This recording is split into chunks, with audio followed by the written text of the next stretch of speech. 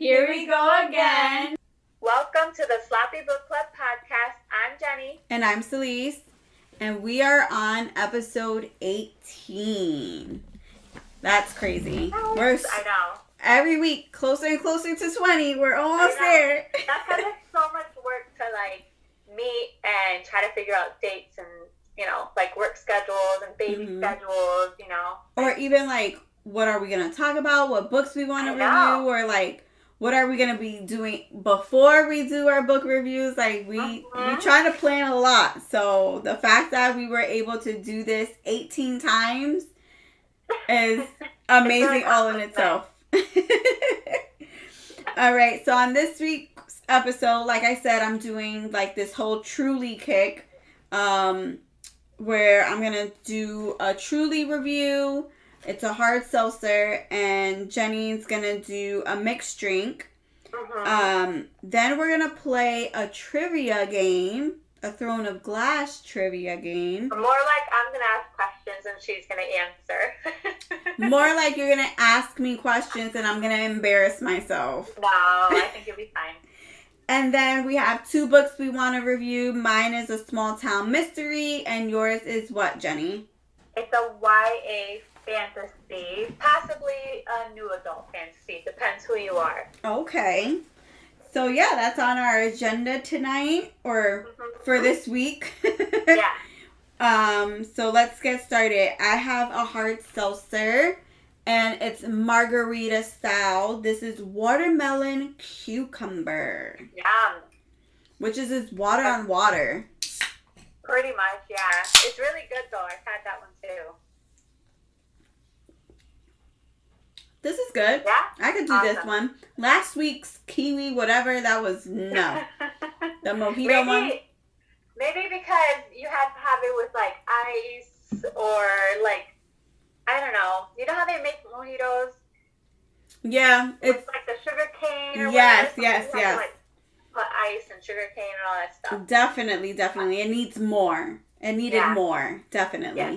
But yeah, I could work with this. Watermelon cucumber margarita style. I like it. I dig it. Nice. So I have a mixed drink, like we said, and it's vodka, of course. The juice that I put in it is Mango Passion. I'm sorry, but I don't remember the brand. Mm-hmm. It's a sugar-free or zero sugar, whatever it was. Mm-hmm. Mango Passion, and I have a ton of fruit in it. That's why it's so orange, because it's been sitting in there. But I haven't tried it. I just poured it, and we'll see how it goes. See how it goes. Yeah, it's good. Tastes like mango juice with a kick of vodka. Oh my God. That's a problem. When it just tastes like juice and then you get up and you're like, woo. I know. Yeah. But I've been on a vodka kick lately, so. Nice. What kind? I'm with it. Huh? What brand of vodka? I don't remember the brands. You probably have seen it just as much as I do. It's that pink bottle, the big one. Sometimes it comes in the Fruit Loop vodka. Oh, okay. One. Yep. The one I like is the pink one, and I don't know what it is. It might be strawberry or something. Okay. I don't know. Nice. Gonna have to make it for me. I will. All right. Let's start this trivia. Yeah. All right. So we have 10 questions, and I'll ask you the question, and I feel like I should give you the opportunity to answer first, and if you want the multiple choice answers, then I'll give it to you. Or is that too hard? Do you want That's too hard. Okay, you were just gonna let me wing it?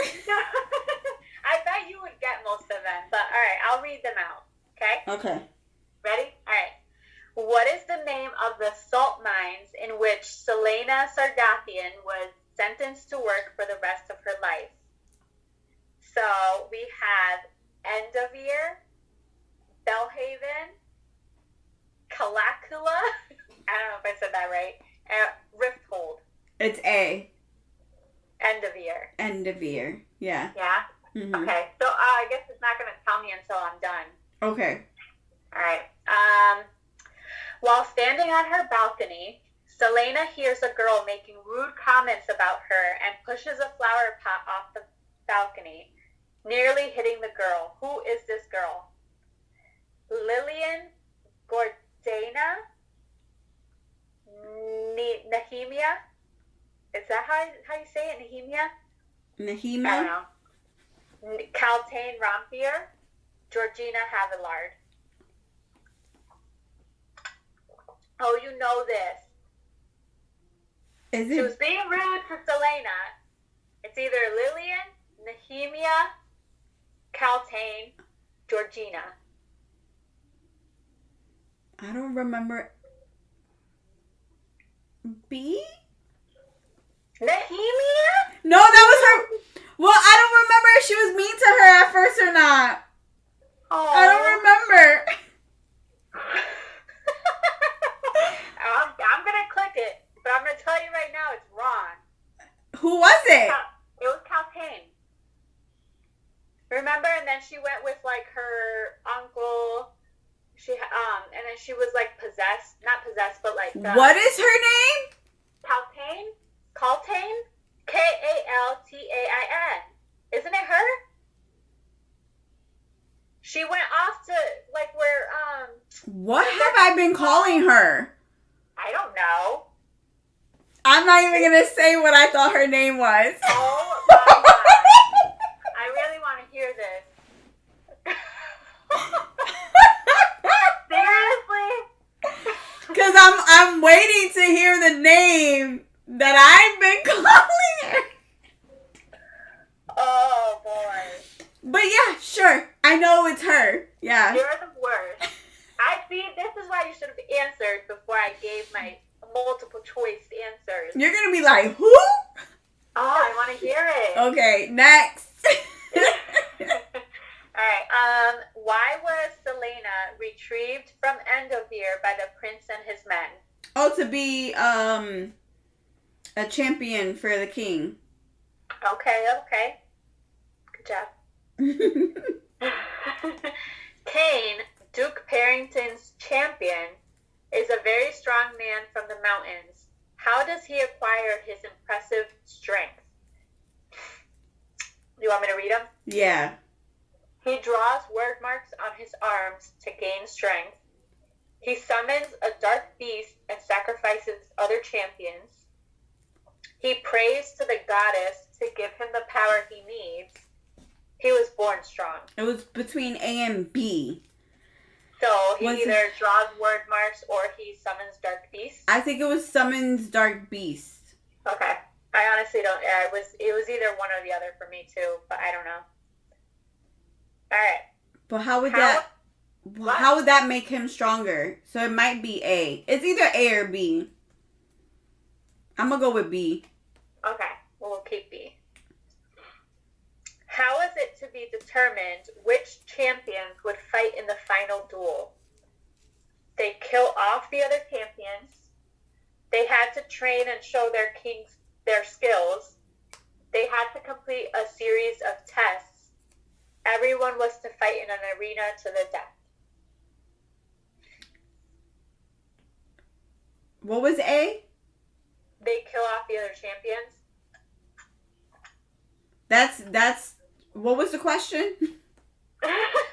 How was it to be determined which champions would fight in the final duel? Oh, A. Because if they all fought at once, then when is the final duel? True that. Okay. Why was Selena unable to fight at her best in the final duel against Kane? Wasn't she was poisoned, wasn't she? Yeah. Okay. The first one was she was sick because of the flu. No. Or she forgot to eat breakfast that day. No. She's not going to forget to eat. My girl eats. All right. Blood ties can't be broken. Who said the previous words to Selena? Blood ties can't be broken. Blood ties can't be broken. Want me to read the list? Yeah. Dorian, Knox, Cole, or Queen Elena?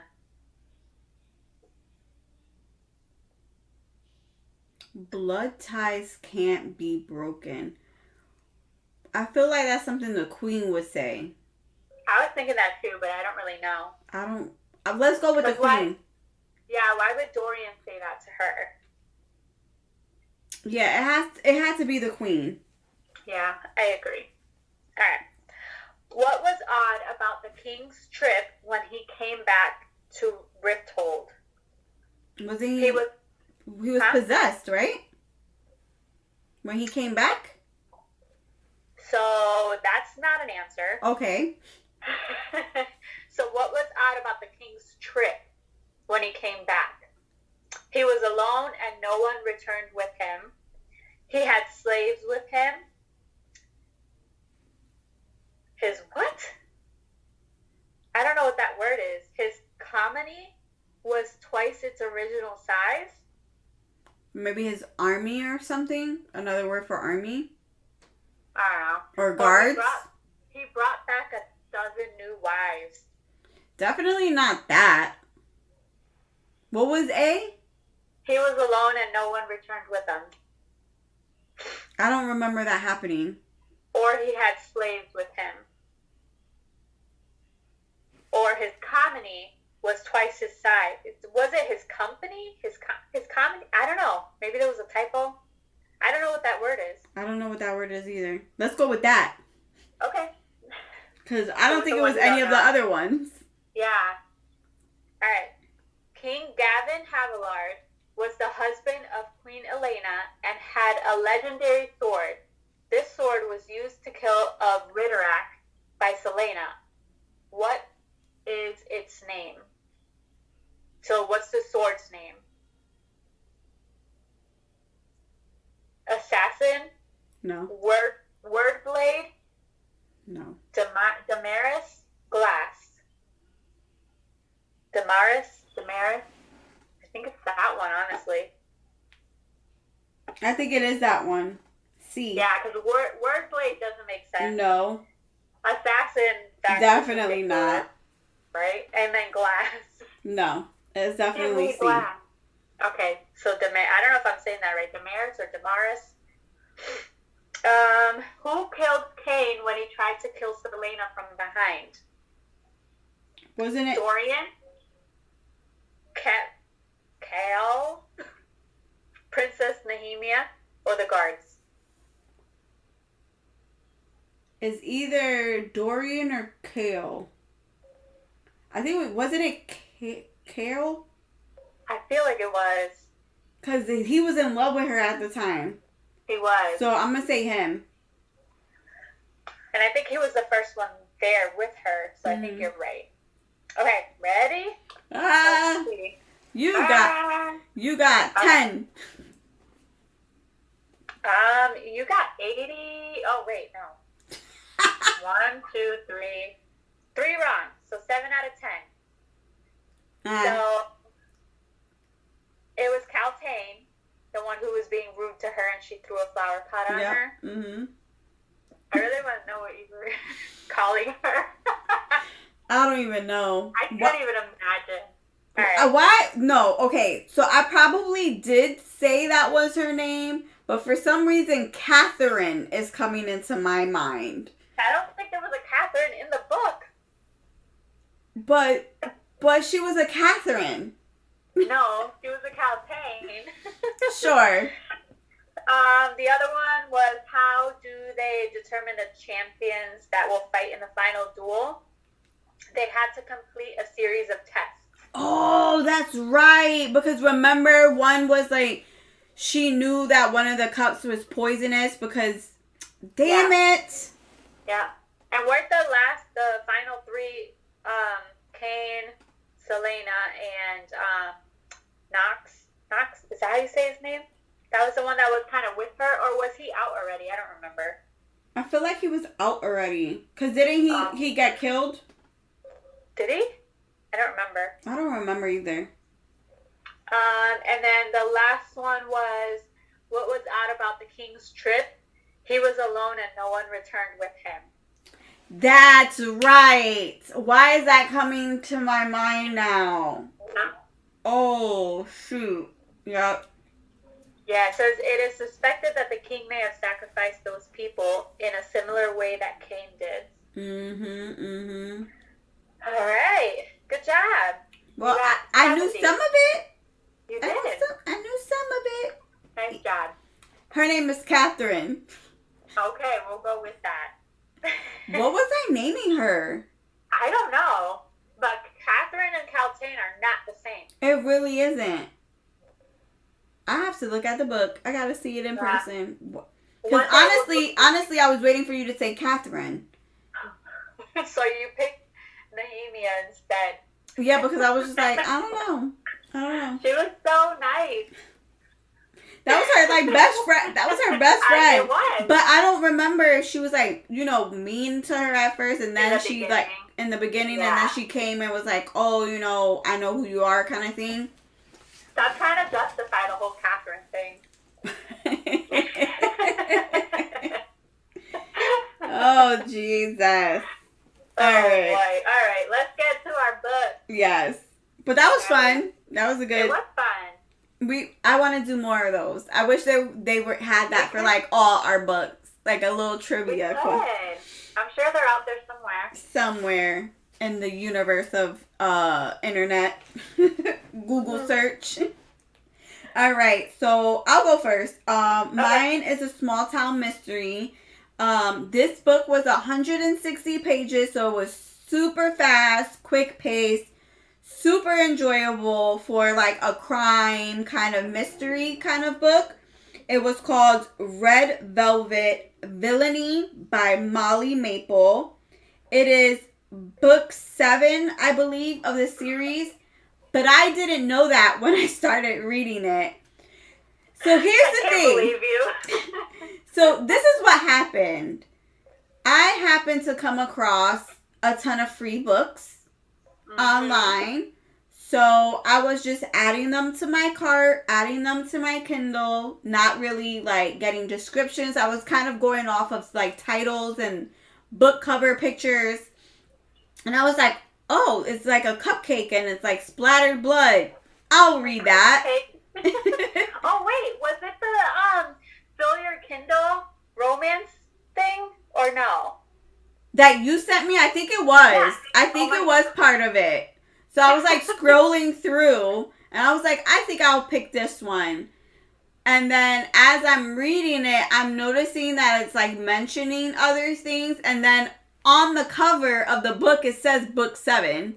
Oh, you're great. Right? Is it book 7 or book 4? Am I bugging out? I'm going crazy. Regardless, you didn't read the rest of that. Right. Regardless, there's a whole bunch of other books before it. So so I decided to read it. Anyway, I feel like it could be a standalone. You're not missing out on any information.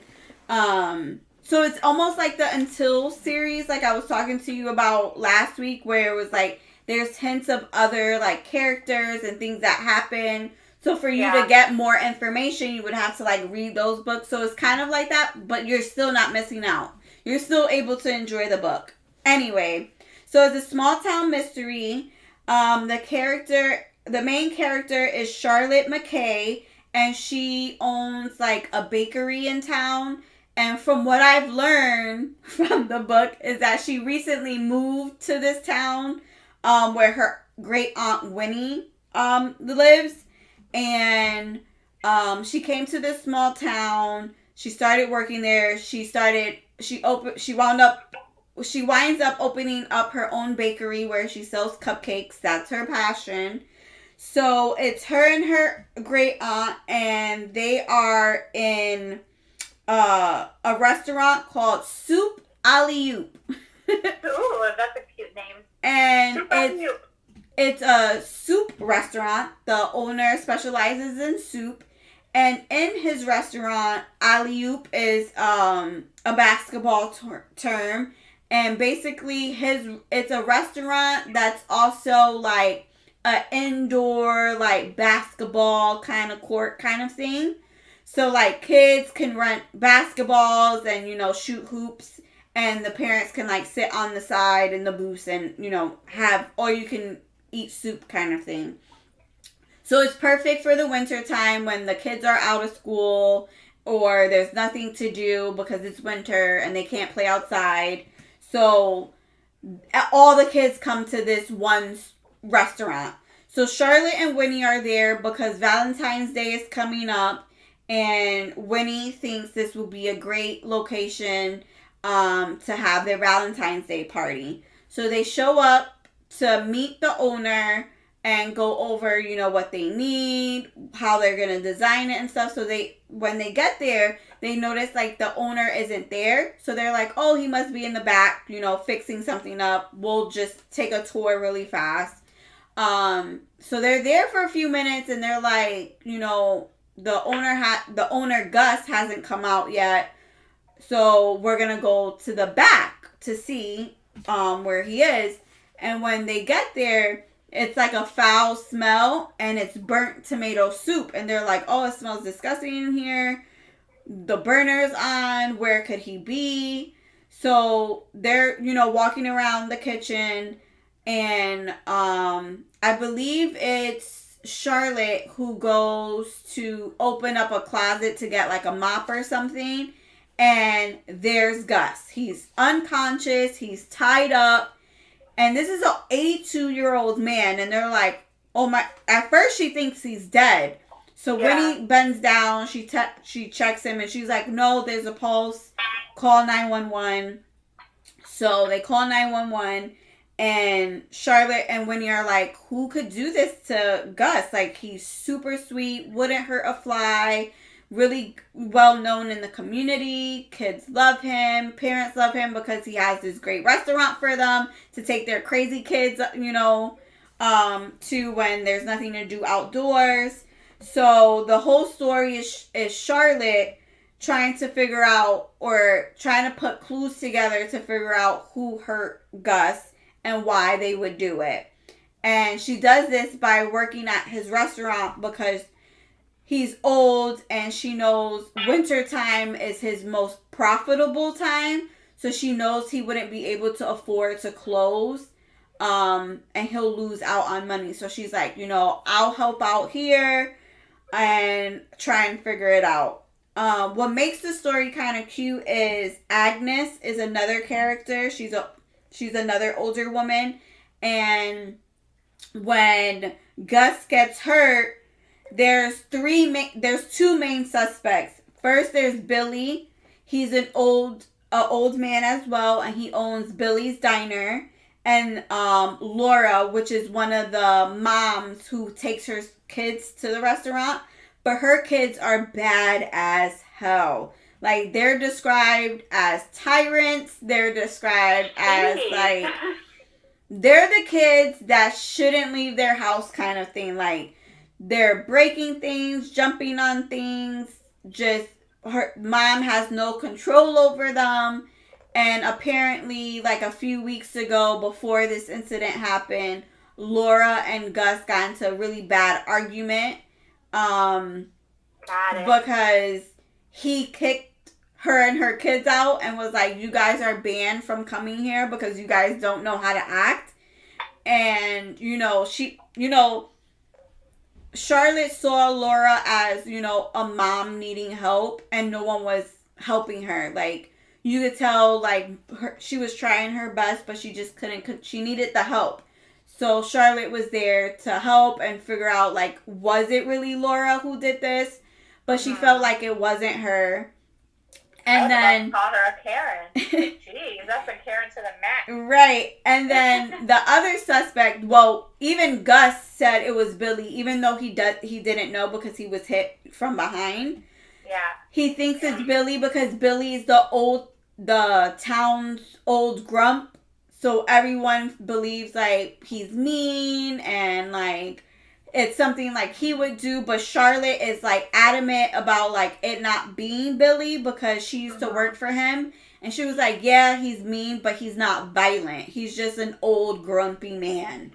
So she goes to Billy and even asks, like, why would Gus believe that you would be the one to attack him? And he says it's because Billy was trying to get Gus to sell his broccoli soup at his restaurant, like his recipe. And then they would split, like, the profits or whatever. And he was like, you know, my broccoli soup is the best, but really it's not. Like, Charlotte and everybody in town says his soup is disgusting. His broccoli soup is so nasty. So, one, Gus doesn't want to, like, join Billy and or share profits, and two, he's like, I don't need your soup, I'm good, you know, my business is good on its own. So Billy kind of, like, not in so many words, kind of threatened him, like, not like you pay for this, but like you'll regret it kind of thing. So that's why they thought Billy was the one who did it. So it's Charlotte trying to figure out who it is. I'm not going to say who it is, but it's someone unexpected, obviously. And I say the cute part is Agnes and Gus, because Agnes, she was kind of a suspect for like a short period of time, because when Gus got hurt, Agnes was like really distraught about it. And when Charlotte kind of spoke to her briefly about it, she was like, this is all my fault kind of thing. So Charlotte went to her finally and was like, why do you think it's your fault? And it was more of like, it's her fault that she never like pursued Gus, because Gus has been writing her love letters for years. Oh, yeah. My God. He's been writing love letters to her for years, but Agnes never, you know, never did anything back, because she was still hung up on her late husband, Bernard. And she was just like, you know, I want to move on, but like, I still think about my late husband.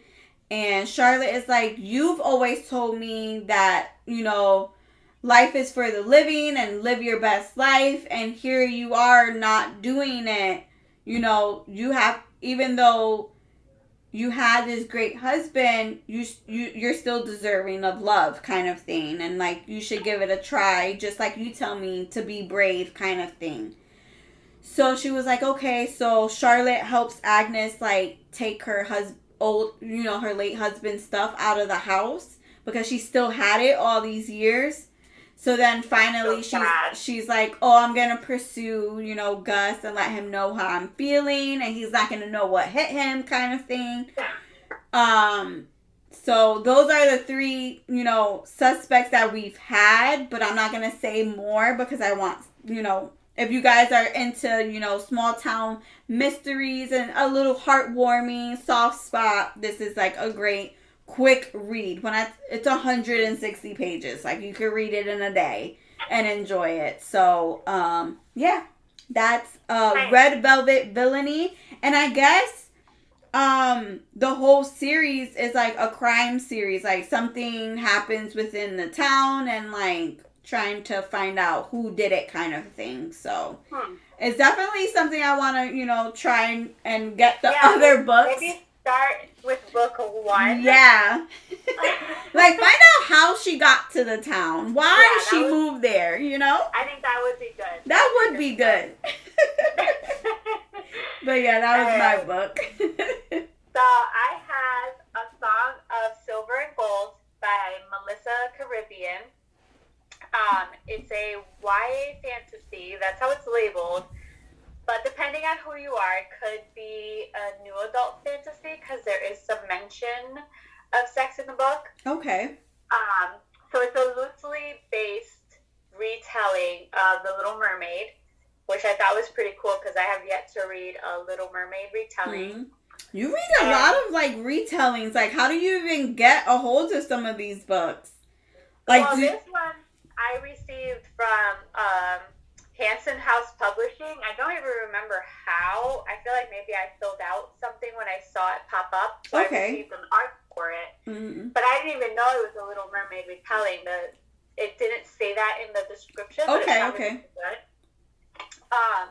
So yeah, this is the first Little Mermaid retelling that I've ever read. The only, actually. Mm-hmm. And it was pretty good. It's multiple point of view, so 2 different people. The first one is Kay, who's a captain of a ship called the Mar Damon, and he and his crew basically hunt and kill sirens. And then we have Akira, who is a siren, and she hunts hunters. Okay. So they basically hunt each other, pretty much. So I have to spoil this book, so if you want to read it or have any interest in it, stop listening, because there's no way to actually talk about this book without actually spoiling it. Right. Because then I wouldn't be talking about much. So again, if you don't want spoilers, I would say it's okay to stop listening at this point. Thank you for listening thus far, but if you don't want to know what happens in the book, stop listening. Please. Fair warning. Fair warning. It's a good, decent YA book. Okay. So we learned pretty early on that Kay is actually a female, and she's been hiding her identity from her crew because she doesn't think anybody would follow her if she went on as a female to be a captain. Also, like, her crew thinks she's a man. Exactly. Okay. Yes.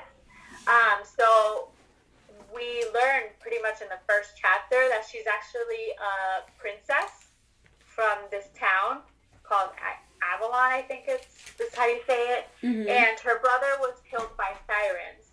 So she's pretty much next in line to be like heir to the kingdom. Right. She didn't really want to be, at least not yet, because she's so young. So she told her parents that she wanted to go and travel before she had to settle down, get married and have kids.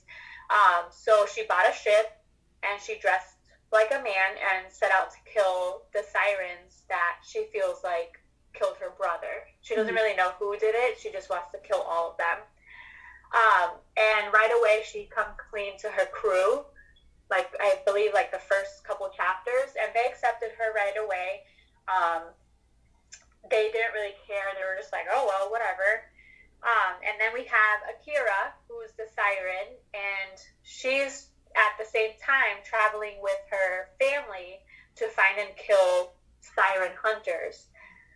But then her cousin's killed by one of the men of the Damon, which is Kay's ship, and they attack each other, they fight, and the last thing Akira sees is Kay's face. So Kay is the one engraved in her brain at this moment.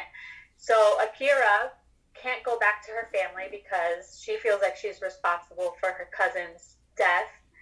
So she goes to a siren named Salaphine, who's actually a sea witch, who's obviously Ursula in this book. And Salaphine is promising to bring Akira's cousin back from the dead, but she must take the heart of the one she hates the most, who's obviously Kay at the moment, because she's the last one that Akira sees.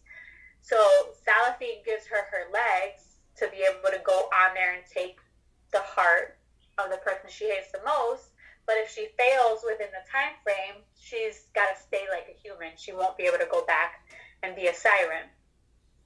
So Kay and Akira's paths cross, and Akira ends up being a crew on the Damon. And by doing so, she's basically claiming to know where to find sirens so that they could easily hunt them.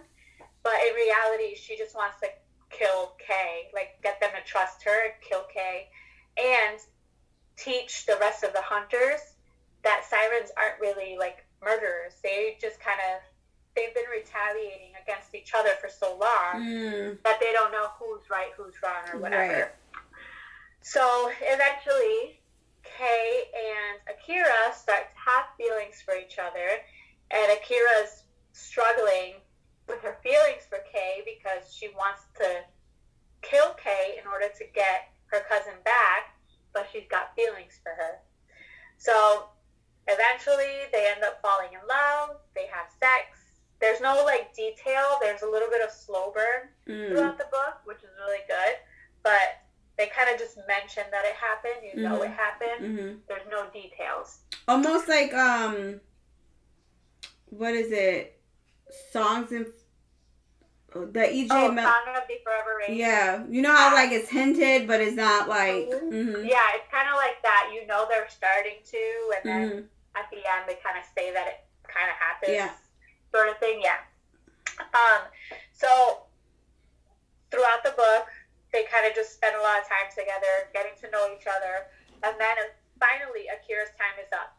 So she kind of gets, like, the storm happens, she gets thrown into the water, and is sucked through a portal to get to Salafine. So she's nervous because she hasn't killed Kay, so now she's thinking she's going to be stuck as a human and not be able to go back home. So Salafine reveals to her, well, you did get the heart of the one you hate the most. So she actually meant it as in, you should be getting somebody to fall in love with you kind of thing, rather than killing this person. Okay. Yeah. So, then she's excited, she's happy, she's like, okay, so then what now?